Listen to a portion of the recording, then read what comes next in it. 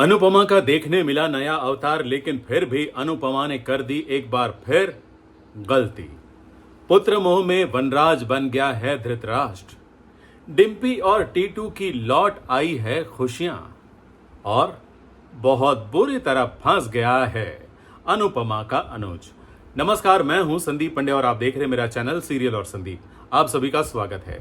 आगे बढ़ने से पहले आप सबसे गुजारिश है कि अभी तक आपने हमारे इस चैनल को सब्सक्राइब नहीं किया है तो कृपया सब्सक्राइब कर लीजिए, बेल आइकन को दबा दीजिए ताकि आपको हमारे वीडियोस के नोटिफिकेशंस मिलते रहेंगे और आप सीरियल के मजेदार टर्न्स और ट्विस्ट के बारे में जानकारी हासिल करते रहेंगे। अनुपमा से ये उम्मीद बिल्कुल नहीं थी। अनुपमा का स्ट्रॉन्ग अवतार हम देखना चाहते थे और उस अवतार में वो आ रही है या देखकर हमें अच्छा लग रहा है, लेकिन अनुपमा एक बार फिर इमोशनल होकर गलतियां कर रही है, ये देखकर बिल्कुल भी अच्छा नहीं लगता। वो तोशु को खींच कर लेकर जा रही थी पुलिस स्टेशन अब्बी के अब्बी, लेकिन बा ने रोकने की कोशिश की, वनराज ने रोकने की कोशिश की। बा और वनराज को अच्छा जवाब भी दिया अनुपमा ने। जी हाँ, ऐसा लगा कि साक्षात दुर्गा खड़ी है और अपने सामने खड़े राक्षसों का वो वध कर रही है।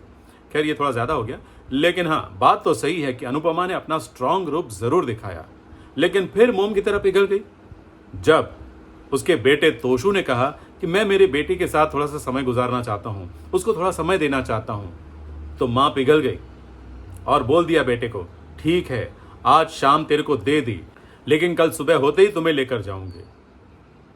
तोशु अपने बेटी के साथ खेला, उसके साथ टाइम स्पेंड भी किया। ये देखकर किंजल भी इमोशनल हो रही थी, लेकिन फिर सुबह होते ही जब अनुपमा लौटी तब पता चला कि तोशु तो गायब है और उसे यह भी पता चला कि वनराज ने ही उसे गायब करने में मदद की है। और बात तो सही है, वनराज ने ही मदद की है। पुत्र मोह में वो अंधा हो गया है धृतराष्ट्र की तरह। जैसे धृतराष्ट्र को अपना पुत्र का मोह था और उसके कारण इतनी बड़ी महाभारत खड़ी हो गई थी, वैसे ही वनराज भी अपने इकलौते बेटे के लिए, जी हाँ, उसने बोला कि अब तो एक ही बेटा बचा है मेरे पास, क्योंकि पाकी तो अब बिगड़ गई है और समर तो रहा नहीं, अब बस एक ही बेटा है, तो अपने इस एक बेटे को कैसे जेल जाने दे सकता हूं। इसलिए उसने उसको भागने में मदद की। तो वनराज ने तो पुत्र मोह में आकर बड़ी गलती की ही, लेकिन इससे पहले कितनी बार अनुपमा धोखा खा चुकी है, लेकिन फिर भी क्यों इमोशनल होकर वो इतनी बड़ी गलती कर बैठती है। एक बार फिर गलती की उसने, एक बार फिर भरोसा किया और एक बार फिर उसका भरोसा टूटा और उसका बेटा तोशु भाग गया। अब वो भागता फिरेगा, अनुपमा उसको ढूंढती रहेगी। हालांकि अनुपमा को यकीन है कि भी अमेरिका की पुलिस उसे ढूंढ कर लाएगी और गिरफ्तार तो करेगी और होगा भी वैसा, लेकिन हाँ, तोशु भागता फिरता रहेगा और अनुपमा थोड़ी सी टेंशन में तो रहेगी ही रहेगी। लेकिन फिर भी अनुपमा अपने बेटे को छोड़ेगी नहीं, वो किसी न किसी तरह से अपने बेटे को जेल तक तो जरूर पहुंचाएगी। लेकिन डिम्पी और टीटू, इन दोनों की खुशी लौट रही है, ये देखकर अच्छा लगा। जी हाँ, वनराज अमेरिका गया है, अहमदाबाद में है नहीं, तो दोनों को छूट मिल गई है, तो अब दोनों ने अपनी प्रेम लीला को आगे बढ़ा दिया है। हालांकि अपनी मर्यादा वो जानते हैं, तो मर्यादा में रहकर ही वो अपनी प्रेम लीला को आगे बढ़ा रहे हैं। टीटू ने अमेरिका जा रहा है ऐसा कहा। डिम्पी इस बात को सुनकर थोड़ी सी नाराज भी हो गई, थोड़ी सी मायूस हो गई। टीटू ने पूछ भी लिया कि क्या तुम आना चाहती हो मेरे साथ, अपने बेटे के साथ आओगी क्या? तब उसने मना कर दिया, क्योंकि वो जानती है कि वो ऐसा नहीं कर सकती है।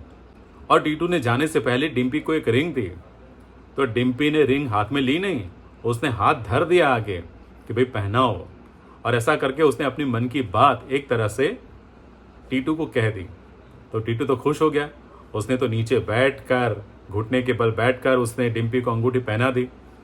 तो उसके बदले में डिम्पी ने भी अपने बालों के पिन निकाली और बाल और तार पता नहीं क्या क्या जोड़कर उसने एक छोटी सी अंगूठी बना दी, जो दिखने में बिल्कुल डायमंड रिंग जैसी दिख रही थी। शेप तो वैसा ही दिख रहा था और उसको नाप भी पता था कि टीटू का नाप क्या है, तो उसने सीधी रिंग बना दी और पहना दी, और टीटू ने पहन भी ली। वो खुश हो गया कि चलो भाई, अब अमेरिका जाने से पहले मैं आश्वस्त हो गया कि अब डिम्पी मेरे साथ रहेगी लाइफ में, तो वो तो खुश हो गया। अब वो भी अमेरिका आएगा, अनुपमा से मिलेगा, फिर अनुपमा और वनराज वगैरह को मिलकर वहाँ पर भी घर्षण एक बार फिर पैदा होगा।